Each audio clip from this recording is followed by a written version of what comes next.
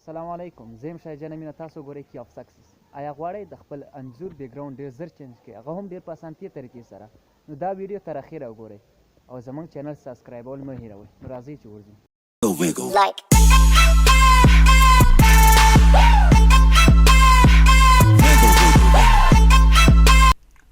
ما سره دلته په ډیسکټاپ باندې دوه انځورونه دي، یو زما دی بل د افغانستان جنډه ده.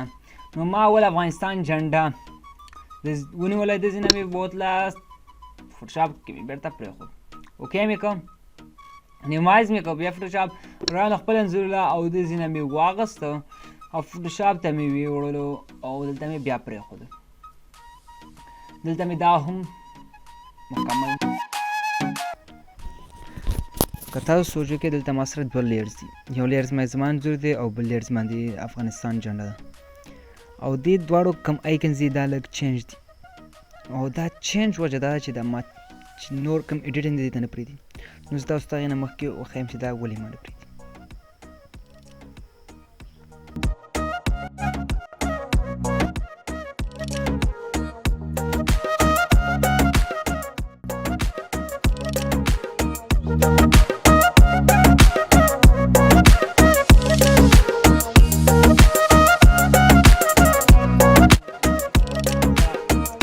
سیم ټو سیم شو.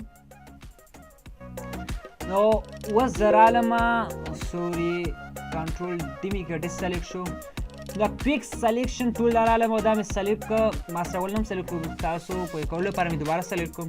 اول دا رالم خپل انځور سلیکشن کوم.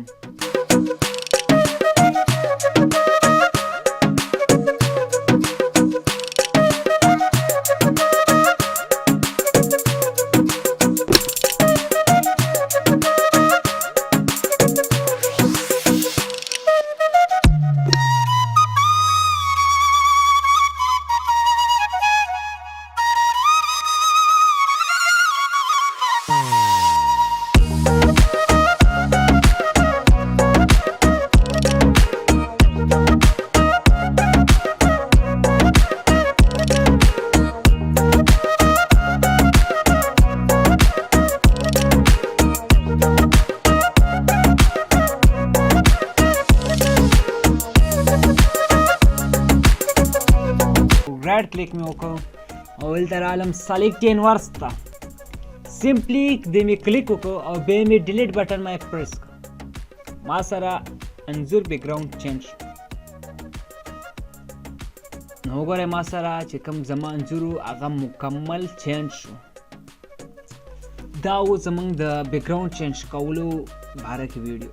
ګران دوستانو، که تاسو غواړئ همدغه شان ښه ښه ویډیو وګورئ او ترلاسه یې کړئ، هغې نه څه زده کړه وکړئ، نو زموږ چینل سبسکرایب کړئ، نورو سره یې شیر کړئ چې تر څو تاسو سره ستاسو نور ملګري هم زموږ د ویډیوګانو نه ګټه اوچته کړي. او د بیل بټن باندې خامخا کلیک وکړئ، ځکه چې زموږ هر یو ویډیو تاسو ته به زر دررسي.